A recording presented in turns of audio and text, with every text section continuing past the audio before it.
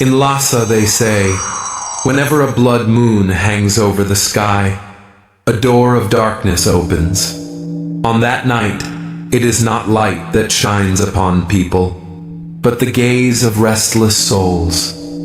Elders whisper that once, on a Halloween night aligned with a blood moon, figures of monks were seen chanting atop the Potala Palace, voices belonging to those who had been dead for centuries.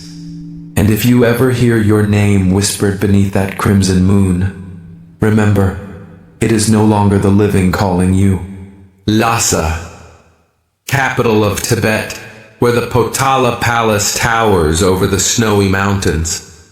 But on this Halloween night, when a lunar eclipse turned the moon crimson, the sky burned red, the blood moon loomed above the palace, casting its glow over Jokang Square, where thousands of butter lamps trembled like fragile souls.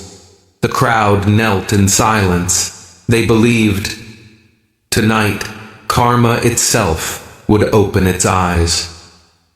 Whoever prayed under the blood moon would hear whispers, not from this world. Among the pilgrims, a group of young travelers pushed forward. In their eyes, the red light was both sacred and terrifying. One whispered, "Why do I feel as though something is staring right at me?" Then, suddenly, all the butter lamps went out.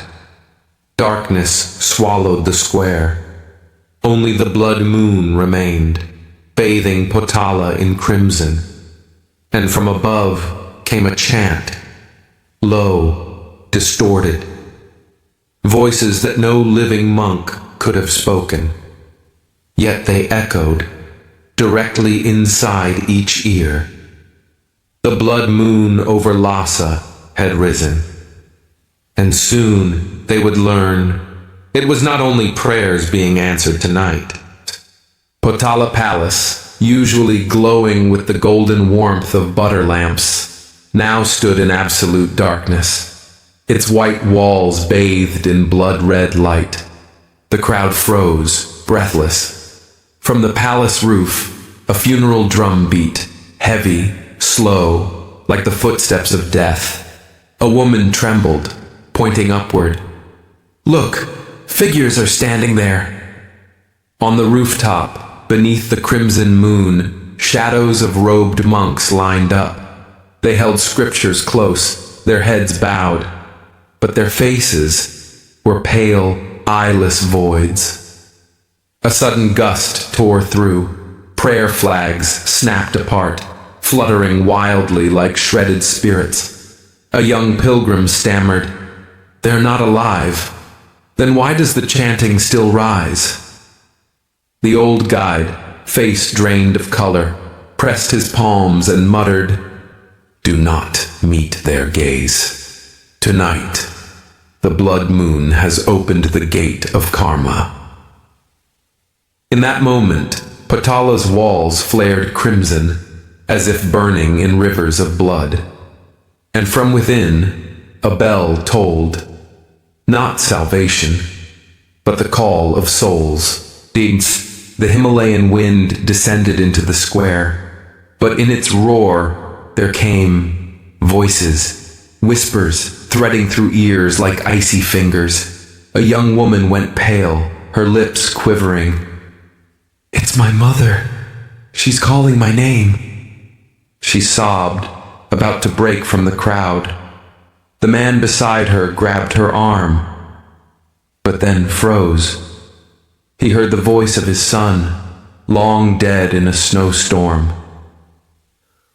"Father, come back to me." The square erupted in panic. Each person heard someone different. A wife, a husband, a child, an old friend. Voices of the dead, sweet and familiar, laced in the storm. A man dropped to his knees, screaming, "I hear you! I'm coming!" He broke free, rushing toward the monks on the rooftop. The wind surged, engulfing him in crimson fog. His scream was cut short, swallowed whole. The old guide rang his bell desperately, voice breaking. Don't listen. They are not your loved ones. They are shadows, born of your karma. But his warning came too late. The square dissolved into a sea of voices. Thousands of names echoed at once, filling every corner of the night. It was no longer the wind that called. It was Potala itself, a loudspeaker for restless souls. At the peak of chaos, a heavy bell thundered from within Potala. But its tone was not of prayer. It was steeped in blood. Each toll shook the crimson sky.